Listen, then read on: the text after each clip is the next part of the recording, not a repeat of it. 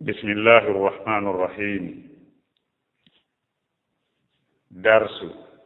سابو إغوابهم اندر دفتر الوجيز في فقه السنة والكتاب العزيز درس سابو إغوابهم كد اندر كتاب أرنهم كتاب الطهارة يلهون سوا وكفيون دلو كفي نبي هنتو والهاجب نبي ناتو والهرغو توك سابو إجيغون ودادو enen en ƴetteɗo toɓɓe yogaje en ƴetteɗo wona toɓɓe joyi ɓanginen ɗen ɗon toɓɓe ɓaawo ɗin arno e toɓɓe heddiɗen kadi ɓe maaki adabul khola'i neediji weddagol fii hon ɗum huri komo wiyana weddagol sabu neɗɗo huntowo haaju on kanko tun foddi e weddagol nder ton al khola ko nokkure ka ida khala ba'dum ala ba'd donc khala ko weddagol donc neediji weddagol neediji naatugol hurgal toɓɓe arnar men nde toɓɓe yustahabbu no yiɗa liman arada wonande on faalaɗo dukhul al khala'i naatugol hurgo no yiɗa an yaqula nde o wi'ata bismillahi allahumma inni a'udhu bika min al khubuthi wal khaba'ith no yiɗande o wowdata ɗum ɗo min o wonɗo wowlde ɗo o bi kalima bisimillahi mi wino ɗum ñande gono ko charge koko lumbi haray sabu tawde hadisi momi yi'uno on ko hadis anas on tummin mi yi'uno allahumma inni a'udhu bika min al-khubuthi wal khaba'ith mi yaali hadis tindinnoɗo bisimillahi o wowle wona fewnum firano umdatul ahkam komi wowluno ko umdatul ahkam koye ɗum ɗo tu wowde allahumma inni a'udhu bika min al-khubuthi wal khaba'ith kono en yii ɗo ɓe wolli wonde yustahabbu liman arada dukhul al-khala'i an yaqula bismillahi allahumma inni a'udhu bika min al-khubuthi wal khaba'ith ko honɗum won dalilu ngol ɗo konngol allahumma ya an allah inni no min a'udhu bika miɗa mawlorama min al-khubuthi immorde sheytaniji gori soɓuɗi wal khaba'ith e sheytaniji dey soɓuɗi wa dhalika ɗum li hadithi aliyin ko hadis mo ali ibnu talib abi talib filli on radiallahu anhu anna nabiya sallallahu alayhi wa sallam no annabajo on qoola ɓe maaki saturu wirngallo ma bayna ko woni hakkunde ayunil jinni gite jinnaji ɗin wa awrati e awraji bani adama ɓiɓɓe adama ɓen ko woni wirngal ko wirnata gite seytaniji ɗin e yi'ugol awraji ɓiɓɓe adama ɓen ida dakhala sinati ahaduhum goɗɗo e maɓɓe alkhala ka hurgo mande hina goɗɗo e maɓɓe no naata ka hurgo ay yaqula ko nde o wi'ata bisimillahi ko bisimillahi on addata yo seytaniji ɗum huccu hara ɗi aadi awraji ɓiɗɗo adama on nde o sudduki awra makko on saturu wirngal ma bayna ko woni hakkunde ayuni gite aljinni jinnaji ɗin wa awrati e awraji bani adama ɓiɓɓe adama ɓen ida dakhala ahaduhum sinati goɗɗo e maɓɓe ɓeno naata goɗɗo e maɓɓe alhalaka hurgo an yaqula ko ndo wiyata nde himo naata bisimillahi wona nder ton o wowlata ko nde himo naata o wowlata bisimillahi wona ɓawnde o naati oɗo hadis ɓe wi ko sahihil jami en jaɓi nokkugo ko ida dakhala al kanifa lonto ida dakhala al khala yo allah hawni sawaba oɗo hadis si o selli ɓaale ɓe holli ko sahihil jami kamɓe ɓuri en andude haray hutore wali hadis e hadis anasi radiallahu anhu hadis anasi on ko bukhari muslim fillimo qala o wi kanko anas ibnu malik kana rasulullahi sallallahu alayhi wa sallam laatino nelaɗo allah on ida dakhala al khalaa nde himo naata ka hurgo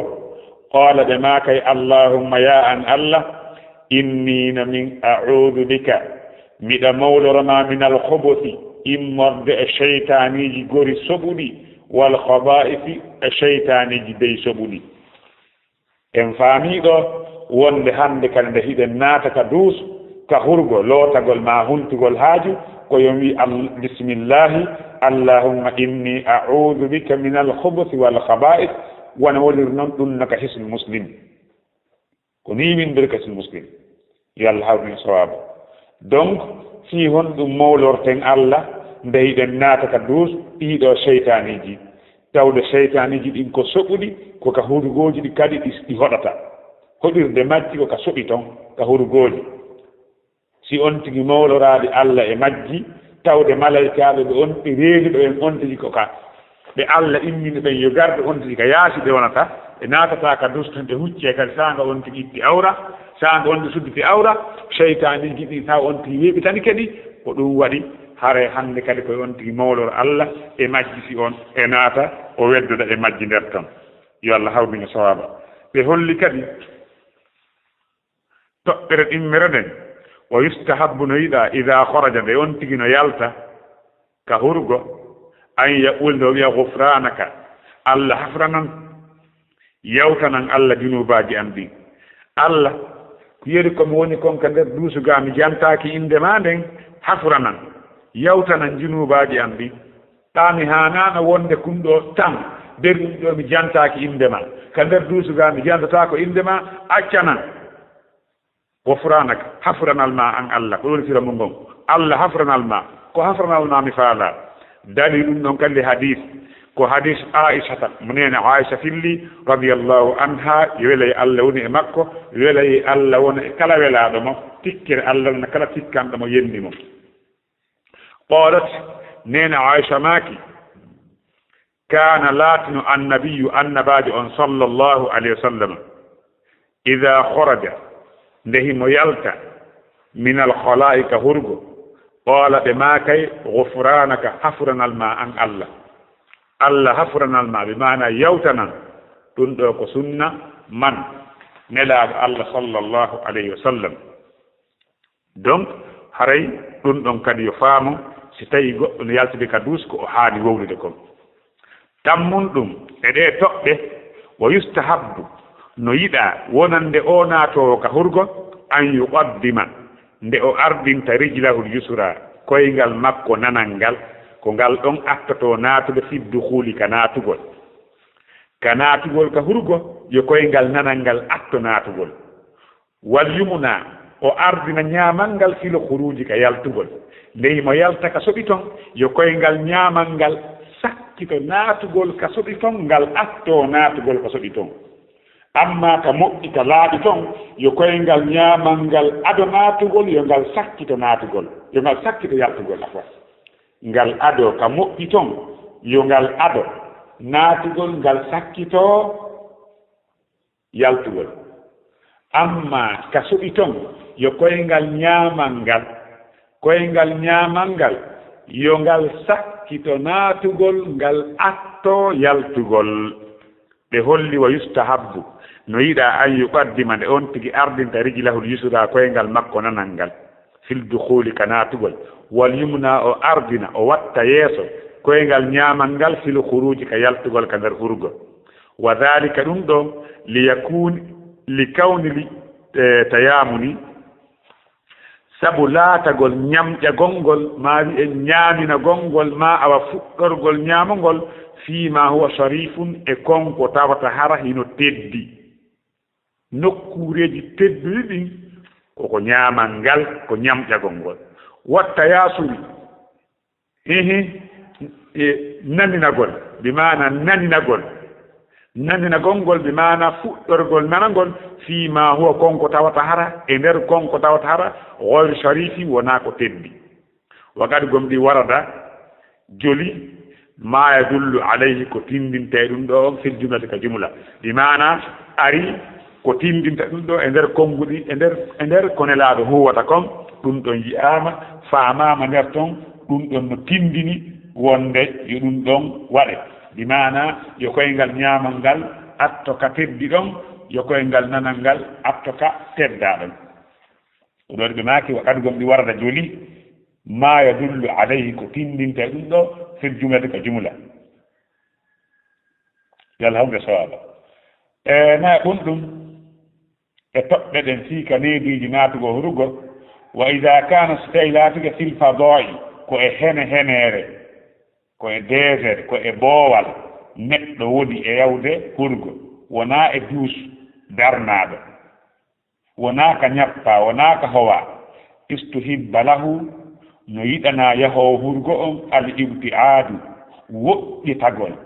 hatta la yura ha hara wiyetaake ɗum ko wona ka burure wona neɗɗo ko o voyageur je jooni o voyagesiɗo ha o hewtoyi e nokkure woɗɗitiiɗe nde tawatara ala takko gooto ɗon ko e burure hoɗo woɓataake on tigi faalaama hultugol haaju ɗon ma wona yareten ni ka fulawaji ne en nokkeli goo taw hurgoji dar naatata ka burure yayete yo on tigi follo o yaha ka woɗɗi fii humtugol haaju makko on ɓe holli wa ida kan sadatiga fil fadai ko e heneere ko burure wona yahede fadai ko désert istuhibba lahu no yiɗanamo al ibtiadu woɗɗitagol hatta la yura ha hara o yiƴetake few hara goɗɗo yi'animo ka o jooɗiɗo ema humta haaji kono si goɗɗo hayni kema ka jooɗiɗa humta haaji a hersa e on tigi an jabir eggama e jabir radiallahu anhu ɓaada o wi'i jabir o wi'i horojana min yalti ma'a rasulillahi e fenelaɗo allah on sallllahu alih w sallam fi safarin e safar e voyage wa kana laati rasulullahi nelaɗo allah on sallallahu alih wa sallam la ya'ti albaraza o arataka hurgo hatta yataghayyaba ha o wirno fala yura hara yitaki bimana o yaata bimana o huntata haaji makko on ha o wirno hara goto yiyatamo la ya'ti albaraza bimana o watta hurgo mon albaraza ko alfadaa ko henti ton o huntata haaju makko on awa ha o wirno hara goto yiyatamo ko ɗum maana o donc en andi ɗum ɗon ko en woɗɗitoja ha hara e yiyetake ɓe holli kadi toɓɓere jooɗere nden wo yustahabbu no yiɗa allah yarfa sawbahu nde on tigi nde neɗɗo hunto haaji on nde o ɓantata coñci makko ɗin o itta hatta yadnuwa ha o ɓatto minal ardi ka leydi fii wota woɗɗitiɗɗen hayno ba hay woɗɗitaki ɗen yo on tigi accu ha nde ɓatti ka leydi si itta firta tumban juppugol ngol acci ha ɓatto ka leydi wakadalika ko sonnajo jooɗagol makko yo accu ha ɓantugol taw wudere nde accu ha ɓatto taw ka leydi si o towna wudere nde yo allah hawni sawaba hawnaaki ta faamiki dalil mum ko an ibnu umar e gama ibnu abdullah ibn umar radiallahu anhuma yo weɗa allah ne maɓɓe anna nabiya no annabajo on sallllahu alih w sallam kana o laatino ida arada si o faalama alhaajata haaju o faalama huntugol haaju la yarfa'u sawbahu o ɓantata coñci makko ɗin hatta yadluwa ha o ɓatto min al ardi ka leydi ko nde o ɓatti ka leydi wo si o hunta haaju makko on haray ko ɗe ɗo toɓɓe joyi fotnoɗen wonde en waɗay e oɗo darse yo allah hawnan e sowaba eɗen wawi aroyde toɓɓe aroya ɗen kadi waɗe ɗum noon kadi darse goo kadi inchallah wallahu a'la wa a'lam